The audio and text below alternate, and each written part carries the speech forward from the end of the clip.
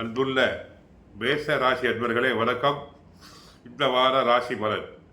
மேச ராசியினருக்கு 2இல் குரு, 3இல் செவ்வாய், 6ஆம் இடத்தில் கேது, லாபஸ்தானத்தில் சனி இருக்கிறார்.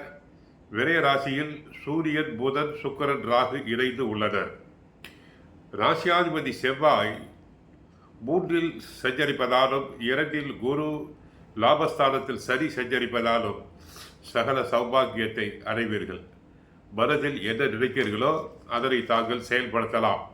பண வரவுகள் சிறப்பாக இருப்பது மட்டுமல்லாமல் மங்களகரமான சுபகாரியங்கள் கைகூடி வரும். அசையும் அசையா சொத்துக்களில் தாங்கள் முதலீடு செய்யக்கூடிய வாய்ப்புகள் உண்டாகும். நிறைய சொத்துக்கள் சேரும்.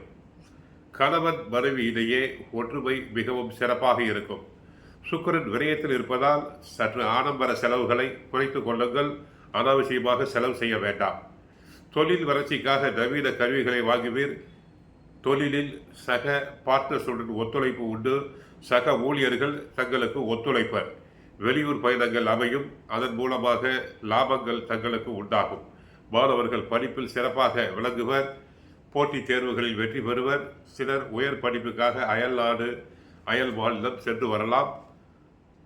2ஆம் இடத்தில் குரு, 12இல் சுக்கிரன் பரிவர்த்தனை யோகம் உண்டாகிறது. இரண்டும் பலமாக இருக்கின்றன. வாழ்க்கை நல்ல விதமாக இருக்கும். பொருளாதார சிரமங்கள் இருக்காது. கணவன் மனைவி அன்பு அதிகரிக்கும். ஹோட்டல், சுற்றுலா முதலிய சந்தோஷமான செலவுகள் அதிகரிக்கும். தொழில் வியாபாரத்தில் தங்களுடைய திறமைகள் பலிச்சிடும். வெகு நாட்களாக வரவேண்டிய கடன் பாக்கிகள், புதிய ஆர்டர்கள் தங்களுக்கு வந்து சேரலாம். உத்தியோகத்தில் உள்ளவர்களுக்கு புதிய பொறுப்புகள் கிடைக்கலாம். எதிர்பார்த்த இடமாற்றம் சிலருக்கு கிடைக்கும்.